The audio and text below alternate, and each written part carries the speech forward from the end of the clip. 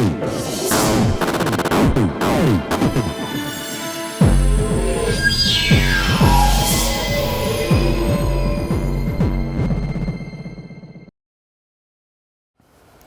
caught up with Catherine Austin Fitts here at the Architects of the New Paradigm Conference. Catherine is a leading expert on how government is eroding away our personal privacy. Here at Architects of the New Paradigm Conference, I caught up with Catherine Austin Fitts. She had one of the most popular sessions here, and you just finished your workshop. Tell us a little bit about what you were talking about here at the conference.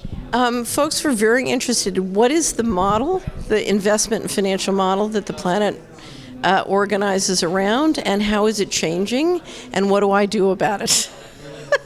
Where's the tide going, and how do I turn my sails? Part of the evolution of humanity is redefining capitalism and how businesses work and what they're all about. We don't have a capitalist economy. Oh, not anymore. Right. Well, so I always say, before you poo-poo capitalism, we ought to try it. Running an economy by force is not capitalism. A free market, you're free to say no. This is true. I was thinking that when I talk about redefining capitalism, I'm talking about how corporations are formed and what the motivations behind business is. If your motivation in a capitalistic business is to provide a valid service to the public that people need and to make sure that the revenue covers the population of people that is making your business possible in every fair way possible. Everybody should be paid a living wage. It should be a rule of business. What I have found is that in a dynamic living system, if you allow the system to optimize, generally it does the best for everybody. Where you lay on rules about what has to be or what ought to be, the system sub-optimizes. So I told the story yesterday about the pilots and the privilege. I don't know if you remember that, but it was a perfect example of how privilege creates shrinkage in the economy. And that's what we're watching. Our entire society is being destroyed by privilege. The guys who can watch us through their one-way mirror basically have privileges. Secrecy of the black budget gives privileges, and those privileges are destroying our society, but they're destroying wealth.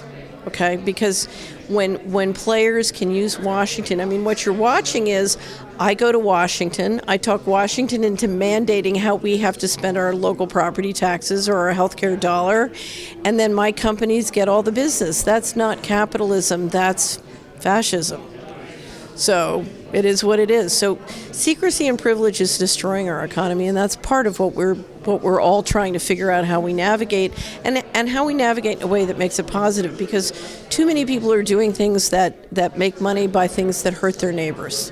So the question is, how can I earn and build family wealth, but do it in a way that helps improve my neighbor's situation instead of tearing them down?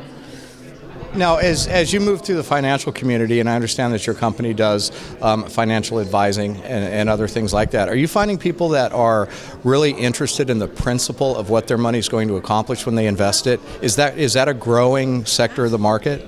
I absolutely believe the more we can bring transparency to the impact of where our money goes and what it does, the more people will basically shift towards those things which create the most fundamental value long run. So they will tend to shift away from the dirty players. They will tend to shift away from things that are really doing harm. What's really remarkable about the human race is we get so much joy out of adding value, whether we're adding the value or our money is adding value. We're almost a remarkably generous species. So I think that's why I'm very big on transparency. I published the Solari Report, and my goal is to help you see how the money works around you so that you have the intelligence that you need to make those decisions for yourself. Now, another topic that you're very well known for touching on is the erosion of privacy and the evolution of technology to the point where everything that we do, all the way into our minds, is going to be documented someplace.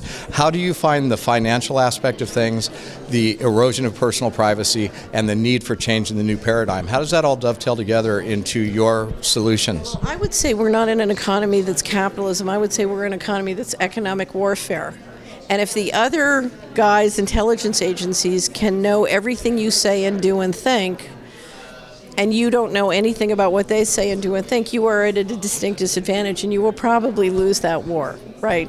So the reality is we're behind what Snowden called the one-way mirror, and we're operating in a marketplace where the companies targeting us for a variety of difference in products and services have inside information, if you will, about what's going on in our lives. And that puts us at a distinctly disadvantage. So the reality is, you have to be very careful with all these systems that you're using. I always tell people, get the digital world out of your house if you can, because all of these systems, I believe, are compromised. So we're here at the Architects of the New Paradigm Conference, and how do we design the new paradigm, or what can somebody do right now to help bring it forward? Well, I think the number one thing you can do is make yourself build your immune system to being harvested. So, sometimes I'll liken the system to a tapeworm. And what I say is stop feeding the tapeworm. The way a tapeworm works in your body, it injects a chemical into you that makes you crave what's good for the tapeworm. The reality, though, is if you stop feeding it and flush, it's a little bit like detox. So I say go through your balance sheet, go through your income statement, and start getting out of your lives any person or any institution which behaves in a tapeworm way in the economy. So just literally detox your life from representatives of the tapeworm. Now, what do you say to people that would say, well, I understand that the system has its disadvantages, and I understand that I'm being used, and I understand that I'm being monitored, but it's also a good system, and if you're aware of all those things, you can still make the system work for you? I think for many people that's true. However, if you've ever lived in a place, for example, if you go to Europe and walk into a salad bar, it's wonderful. You can eat anything. If you walk into a salad bar here, you've got these lists in your head of is this GMO and this, because the food's not safe. So living in a place where you have a high degree to trust is much more wonderful. I'm not saying you can't make the system work for you, but it's tricky and complicated. And if you've ever been in a place where most of the companies and product services around you hold a good intention for you, wow, it's better. Catherine, thank you for spending some time with us. I'm a fan of your work. If you like what we're doing, subscribe here on YouTube. If you'd like to go deeper, see more original content, all commercial free, go to ivolvetv.com and become a subscriber. We're repurposing the purpose of media, and we want you to join us.